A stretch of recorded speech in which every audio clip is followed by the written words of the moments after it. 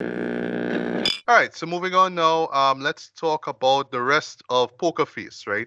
We covered the Sure. first 4 episodes of the Peacock series, um, and in my case, right? So I'm not gonna go episode by episode like how I did, the last time with the first 4, right? But I'll Yeah, just yeah, give like my overall thoughts on the series here, on the season here, sorry, with yeah. mention of the Yeah, episode that we didn't mention. I'll say the show has one small weakness, but it's not a weakness per se. You can get into that because it's more like a basically like a product of its time and the format more than anything. But it's not a weakness. But we will talk about it. Just a slight concern. That's all I'll say.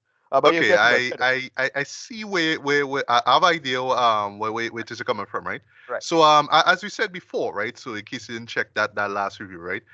This is essentially a murder mystery series. It's Yep. created by Ryan Johnson, who right now is just on a Yep. roll. You know what I mean? With his Knives Out series here. You know what I mean? Glass Onion was just so well received. It was one of the best films of 2022.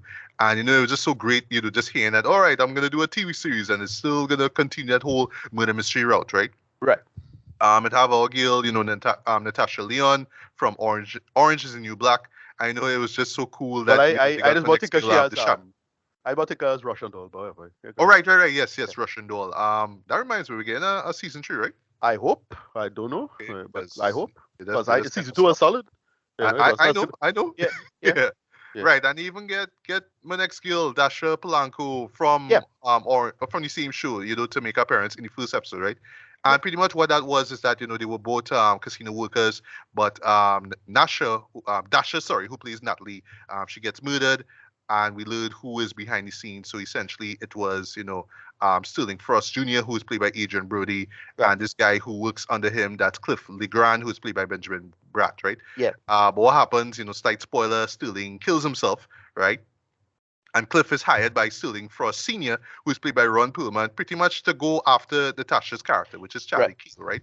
And what we learn about Charlie Keel in that first episode is she is a human lie detector, right? She just knows when people say things like, oh, that's bullshit, you're lying, right? She Right. just knows that, right? And it kind of makes sense with her working in the world of gambling for her to pick up on that. But it's a really like super sense, if you will, and she just uses that to great effect. Because yeah, after that first episode, she's essentially on the run. So similar to the Fugitive, the classic series from the 60s. Yeah, she just goes from state to state.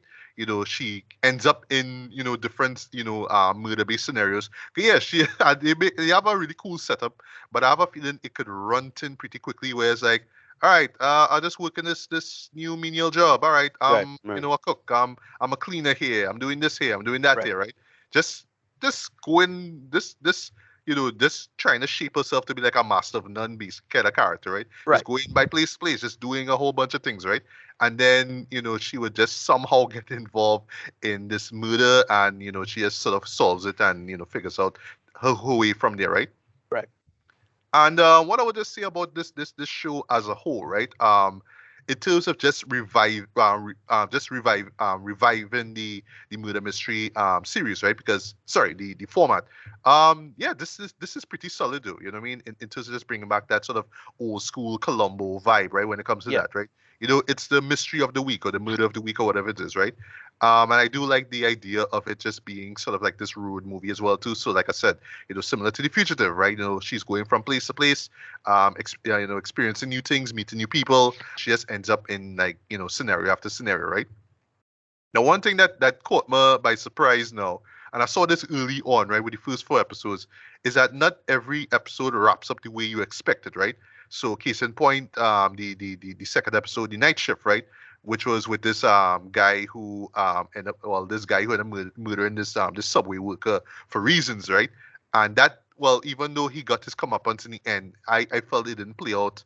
It didn't any way how I expected, right? Because well, she mentioned Oscar nominee Hong Chow. She was there, right? And Charlie was befriending her, right? But Right. then, no, well, unfortunately, Hong Chow dies, and I thought like at least we would have seen what, like we could have gotten some kind of closure, no? But it's like, nope, she does die, right? Yeah. And yeah, I mean, in this show here, ever so often they remind you that yeah, people just lose their life here, and it's not just the person who is the key victim or the murder victim in all of this. He or she's not the only person who gets killed, right? Other people could get killed as well too, right? I realize that's something with when Ryan Johnson directs these episodes, right? So case in point, we get to actually one of my favorite episodes, right? That's episode 9, Escape from Shit Mountain, right?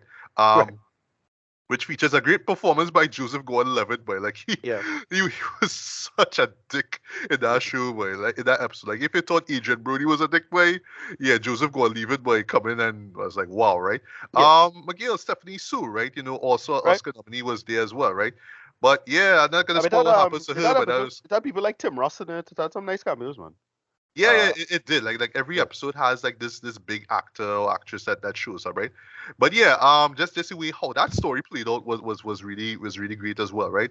And they won't hesitate to build the tension, right? So you might think, oh, it's just kind of funny, you know what I mean? You might think it's some sort of murder she wrote kind of vibe where you could kind of chill and watch it. And for the most part, you could relax and chill and vibe to it, right? But ever so Yeah. often, again, shit does get real, right? So like in that episode, for example, shit really got real in that third act, right?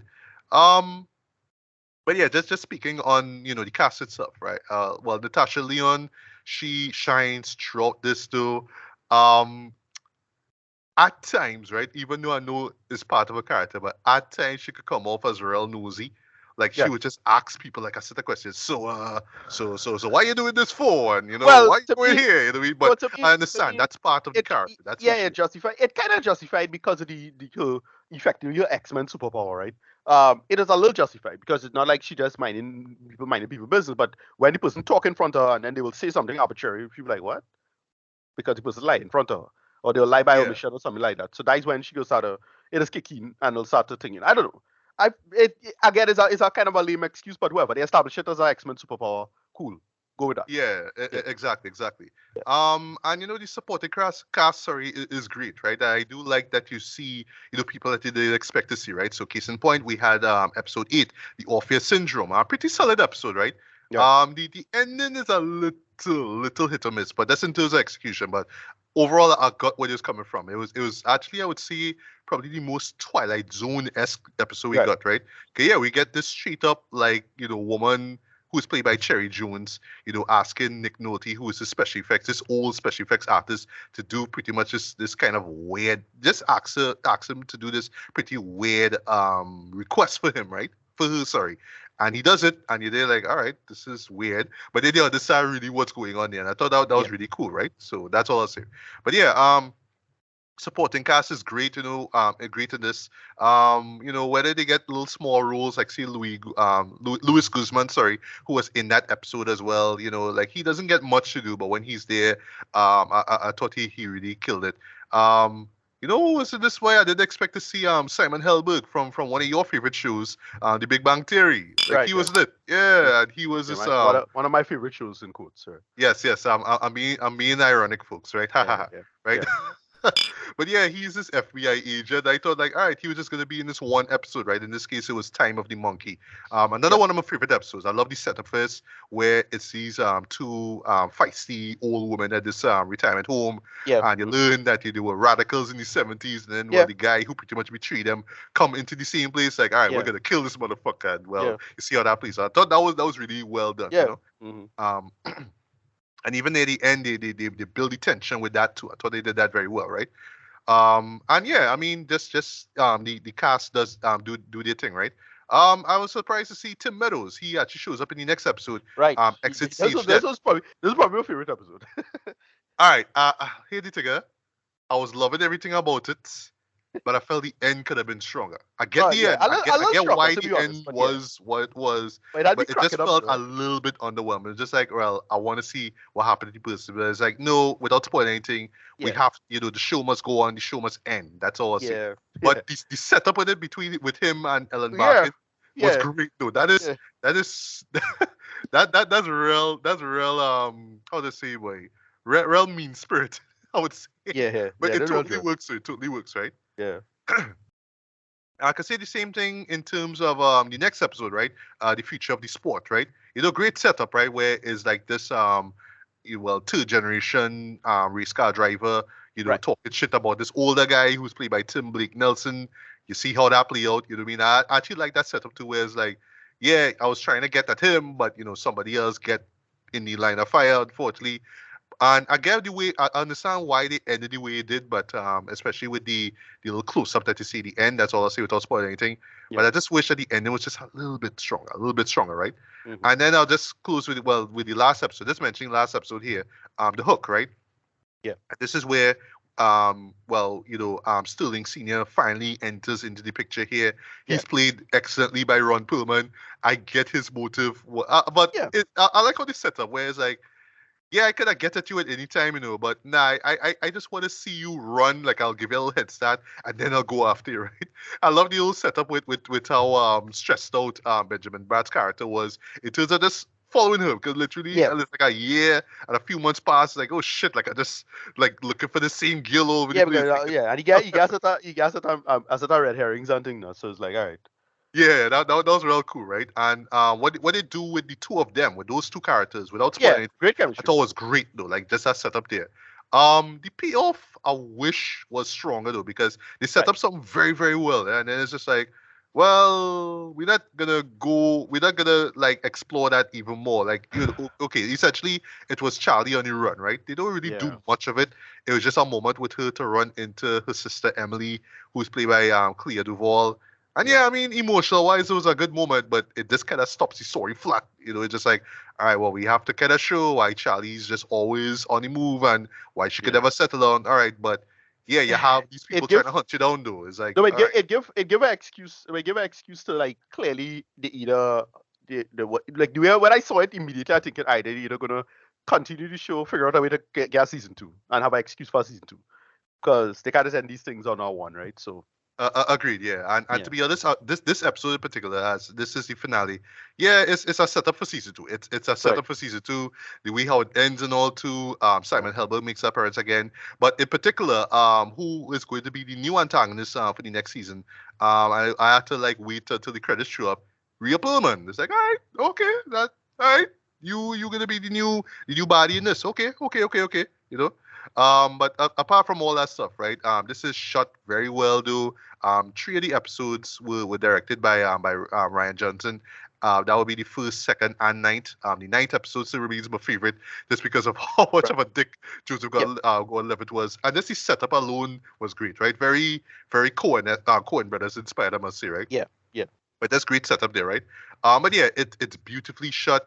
The music is well, they just use this sort of banjo sort of music for that. I call it the Charlie Kale team. You know what I mean? I can't call it the Poker Face team, so I don't know, because it doesn't have a team song, right? But yeah, I kind of saw that as a team. You know what I mean? It's catchy enough, right? And even when Ryan isn't behind the camera, everybody else, who comes through to Derek, they do their thing, right? Yeah. And even on the writing end of things, everybody come through and do their thing, man. I forgot to mention, just last thing that before I get to rating. Even Natasha Leone get to direct and write an episode. That was the Orpheus syndrome. I thought, Right. like, yeah, she do a real good job. Like, she do a real good job in terms of like just direction blocking stuff like that. Yeah, she do a real cool job here. And again, that is the most Twilight Zone s episode that we got here in this series, right? But yeah, as a whole, while I was not completely like, I would say like it started off pretty strong. I remember my review telling myself, okay, this is shaping up to be a great series, right? As a whole, it's still solid, right? I'm not in love with the show, because this, as you would expect in shows like this, right? Where it's like a mystery of the week kind of thing, right? Yeah, there will be at least one or two episodes that don't quite hit the landing, right? But other than that, though, everything else is still it's still a consistent show, true and true for what it is as this murder mystery case of the week series. Yeah, I think it is Right. quite enjoyable. I had fun watching this, really, and I can't wait. I honestly can't wait for a second season, man. Because yeah, Yeah. what we get here with this first season here is strong, man. You know what I mean? Right. Despite the little one or two episodes that didn't quite stick the landing for me, right? So rated wise, I'm gonna give this a decent, a strong 4 out of 5, man. I think that it is absolutely worth checking out. If you're a fan of Ryan Johnson, whether you're a fan of Natasha Leon, if you just like your murder mystery stuff, if you haven't seen that in a long while, you want to see it in a modern context, yeah, give Poker Face a look, man. And last but not least, no, don't expect to hear Lady Gaga's poker Face in this, right? It's no. But yeah, Ricardo, I've talked long enough. Yeah, your thoughts on this season here Yeah. You can mention favorite episodes that you didn't care for, and then jump to rate it. No, yeah. As I say, probably my favorite episode is the theater one. And then the one with Tim Ross in it I really liked. The one with Lil Rel Howery I really liked as well. But it didn't have any Yeah. episode I hated. It was like all of them were just fine and serviceable. The overall I'll say right. So the one supposed weaknesses are the fact that it's just it's a really kind of formulaic show at this point, right? It's rinse and repeat. Natasha in situation, she detected a lie, she solved the crime. They had to come up with a way of making the crime unique or original, and they do that for the most part. But again, it's the formula is the formula, and um, it probably could get a little old real fast, a little bit. I do appreciate that this show could have easily been if they wanted, they could have easily say this is Columbo. This could be a Columbo remake if they wanted it to be. In my humble opinion, like oh, it's Columbo daughter or some bullshit like that. I know they just in the spirit of that's the trick to remakes, kids. In the spirit of spiritual sequel, doing the thing, but you do it in your own original way. But it's the same thing in terms of the formula. Whether or not the formula becomes too formulaic is up to you. I think it a little bit, not too much, but a little bit. And but for the most part, Natasha holds the show. She's really good. She this is what her second leading show, and she's great in this. She's great in Russian Doll, and I really like in this as well. And it works for the most part. And I do wait for a second season as well. I really want to see what they're gonna do with that. Yeah. So rated, pretty high actually. 8 out of 10. You know, solid, worth my time. I was never bored with it. Again, well shot. That is the main thing. It's well produced. That is a big part of this. It feels professional. It feels well done. Everybody bringing the A game to the material, and I can't be mad at any of it. Yeah, pretty damn good. 8 out of 10.